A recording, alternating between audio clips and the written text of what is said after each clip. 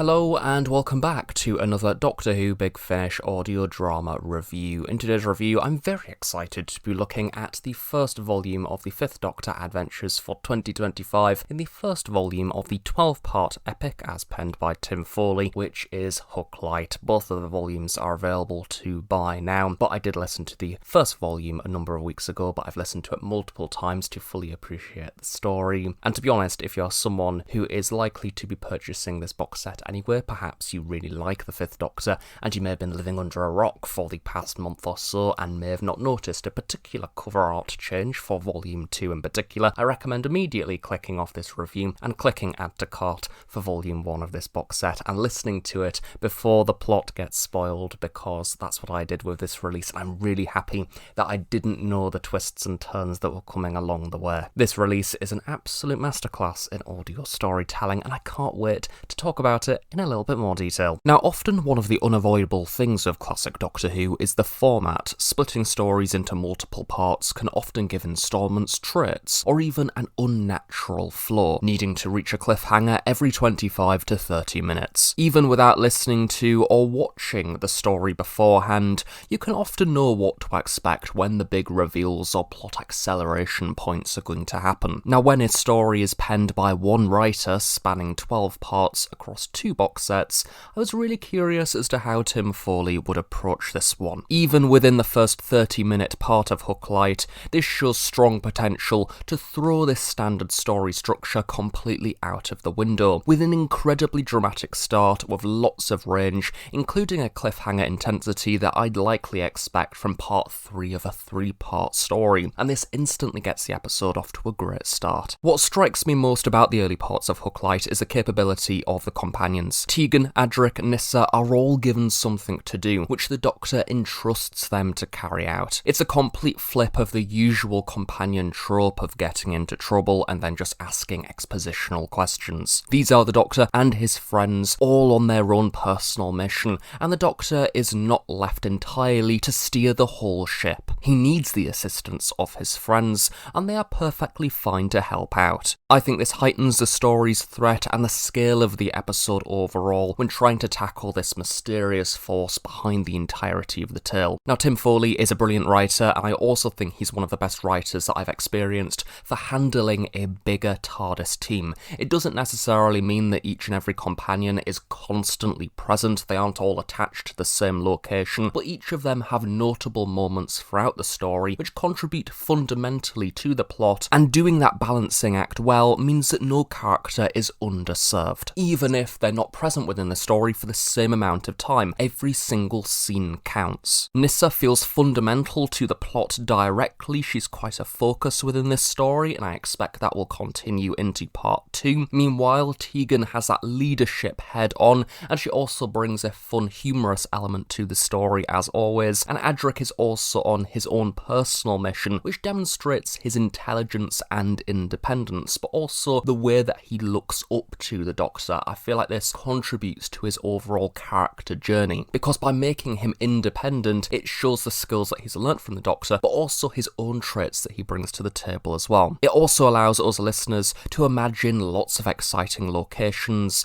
and feel a part of this world that Tim Foley has built. It requires a lot more focus to appreciate the threads and the characters introduced, but I think that it's done in a manageable way. So plot-wise, the TARDIS stops working altogether and the Doctor is looking for answers. This leads them to the Hall of Antiquities, where they meet Triss and Dr. Kessica Miles. This opening part allows us to dig into the landscape of this area within the universe, the first settlers being the Everin, and their destruction a long time ago. The relationship between the Doctor and Kessica is lovely to follow across these early parts. I suppose she becomes the Doctor's closest companion by proximity within this set, particularly within the first half. These are two intelligent individuals exchanging ideas, and it almost shifts the lead to Kessica. She's the one who has more knowledge, with the Doctor being a little bit more in the unknown, which is really nice to experience. He is the one being informed about this area of space. I think that Peter plays that really well. Five isn't afraid to admit a lapse in knowledge, and he appreciates people's strengths. There is lots of great Five moments throughout the first 6 parts, ranging from adventurous, excitement, fear, concern, anger.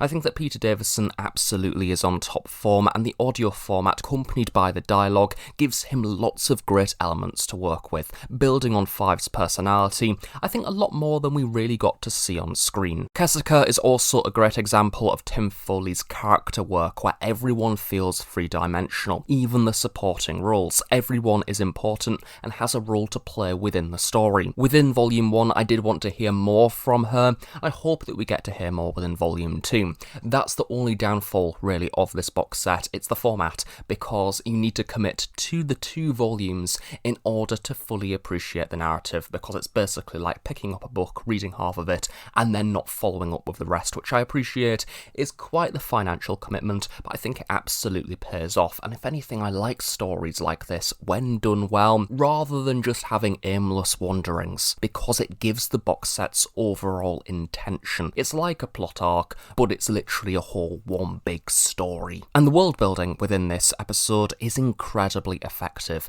being introduced to a particular realm of space and its history, its people, and the mythos which goes with it, as the characters travel from A to B to C. Within these first 6 parts, we visit many places like the Realm of Mourning, Planet of Divination, Planet Rift, Moon of Heft, Planet Hence, amongst many others. I've probably missed a few. And whilst these location jumps may be daunting to the less experienced audio drama listener, I think the overall production design really assists in making the story manageable. Howard Carter's music score is cinematic, wonderfully space-age, magical, and impressive. It's like Doctor Who does Hans Zimmer Interstellar, and I think that that's something that's really overlooked with the audio drama format, its potential to feel grand and cinematic. This box set really does feel like that. These magical interludes also give the listener some time to breathe and digest the plot. All of this makes the listening experience a nice one. Within the 6th part, the build to the cliffhanger feels incredibly dramatic. The music which accompanies this and the performances and the scenes hopping between locations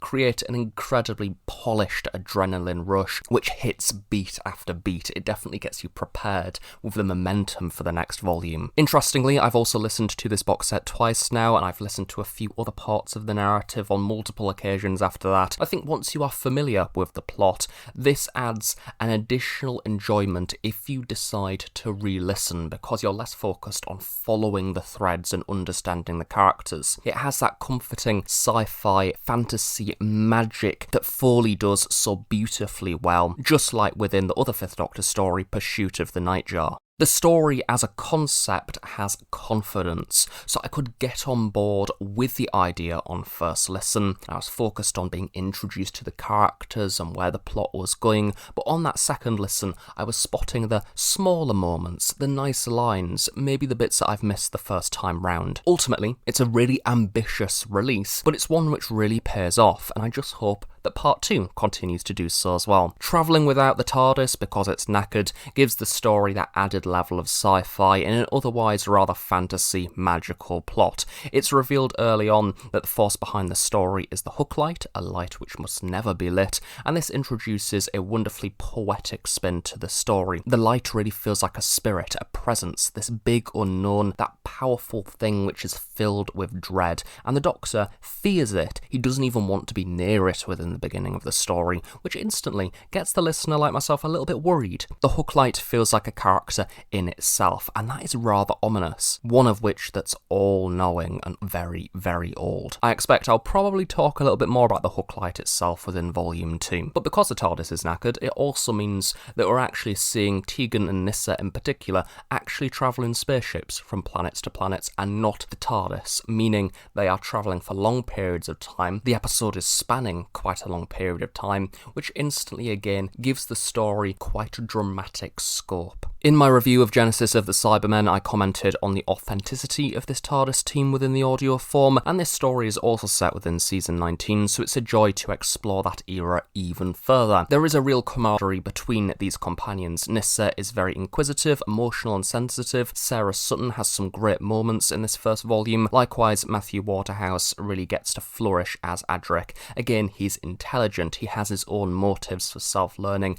and I enjoyed hearing him carry the scenes when no other companions were present. I think that he's given a lot more to do than he was ever given on screen, and as a result, unsurprisingly, it makes me like the character more. It's funny that. He doesn't feel like a character that no one wants there or is generally just the butt of the joke. Meanwhile, Tegan is that caring glue which holds this entire team together, and I like how she interacts with the Dawn Brides in particular within the later parts of the story. That said, I think Big Finish also gives the companions a focus which they never really had within classic Who on TV. With an endless budget of the powerful imagination and that contemporary feeling storyline which fits so snugly alongside sci-fi epics that we do see in 2025. It's like classic Doctor Who meets contemporary media, and I think that's what I love most about Big Finish. The adventures that they create aren't dated or hindered by the time that they were created in, unlike 1980s Doctor Who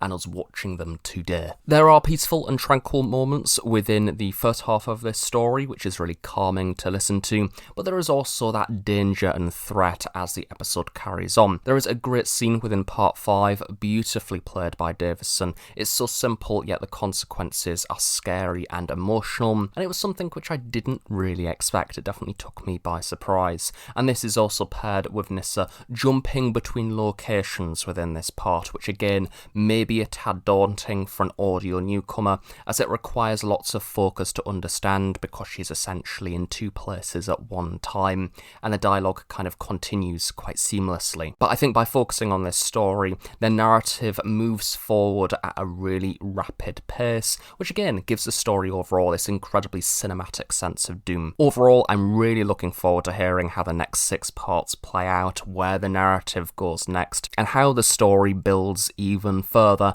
with the next 6 parts. It's a very big story. Without saying or revealing too much, I'm also very glad that I got to listen to this first volume, having the plot not spoiled by spoilers. Something which I imagine will be quite impossible to do once part 2 is released, as we did see a cover change, and if you're unaware of what happens next and are already interested to experience this story, then don't look at the cover for part 2 just yet. Go and listen to part 1 and be happily surprised by what happens. But there we go, that's Doctor Who, The Fifth Doctor Adventures, Hooklight, part 1, an impressive box set, an incredibly immense scale, and it is a masterclass in how to do classic Doctor Who within the audio drama format, and it continues to demonstrate how effective the Fifth Doctor team are on audio as well. So thank you very much for watching this review, have a nice day, and I shall see you all next time.